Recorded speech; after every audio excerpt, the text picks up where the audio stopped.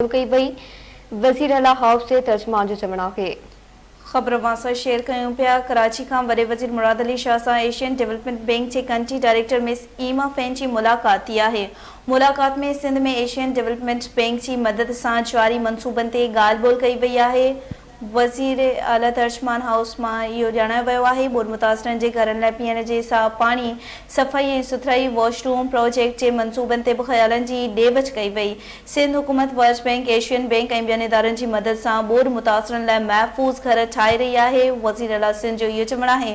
ॿोॾि मुतासिरनि लाइ 21 लख घरनि लाइ वॉशरूम प्रोजेक्ट जी ज़रूरत आहे त जीअं वॉशरूम ऐं पाणीअ जे नेकाल वारो सिस्टम ठही सघे। वॾे वज़ीर मुराद अली शाह जो वधीक चवणु आहे त वज़ीर आला ॿोॾि मुतासिरनि जे घरनि लाइ सोलर प्रोजेक्ट बाबति बि ॻाल्हि ॿोल्हि कई आहे। ख़बर वासा शेयर कयूं पिया। कराची मां वॾे वज़ीर मुराद अली शाह सां एशियन डेवलपमेंट बैंक जी कंट्री डायरेक्टर मिस ईमा फ़ैन जी मुलाक़ात थी आहे।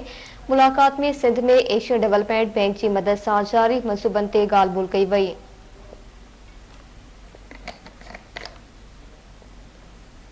मुलाक़ात बाबति तव्हांखे ख़बर ॾियूं पिया। ॿोॾि मुतासिरनि जे घरनि लाइ पीअण जे साफ़ पाणी, सफ़ाई ऐं सुथराई, वॉशरूम प्रोजेक्ट जे मंसूबनि ते ख़्यालनि जी ॾे वठ कई वई आहे। सिंध हुकूमत वर्ल्ड बैंक, एशियन बैंक ऐं ॿिनि इदारनि जी मदद सां ॿोॾि मुतासिरनि लाइ महफ़ूज़ घर ठाहे रही आहे। वज़ीर आला सिंध मुराद अली शाह जो चवणु आहे।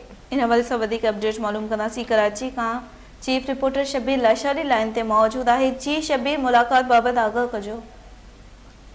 जी बिल्कुल, वॾे वज़ीर सैयद मुराद अली शाह सां एशियन डेवलपमेंट बैंक जी कंट्री डायरेक्टर मिस ईमा फ़ैन मुलाक़ात कई आहे। मुलाक़ात में सिंध में एशियन डेवलपमेंट बैंक जी मदद सां जारी रिफॉर्म ते ॻाल्हि ॿोल्हि थी आहे। मुलाक़ात में ॿोॾि मुतासिरनि जे घरनि लाइ पाणी, साफ़ सुथराई ऐं सिहत जे हवाले सां ख़ासि तौर ते वाश प्रोजेक्ट जे मंसूबनि ते ख़्यालनि जी ॾे वठ कई वई। उन मौक़े ते वॾे वज़ीर सैयद मुराद अली शाह जो चवणो हो त सिंध हुकूमत वर्ल्ड बैंक, एशियन बैंक ऐं ॿियनि इदारनि जी मदद सां ॿोॾि मुतासिरनि जे लाइ महफ़ूज़ घर ठाहे रही आहे। संदसि चवणो त सैलाब ॿोॾि मुतासिरनि लाइ 21 लख घरनि लाइ वाश प्रोजेक्ट जी ज़रूरत आहे, जीअं वॉशरूम ऐं पाणी नेकाली जो सिस्टम ठाहियो वञे।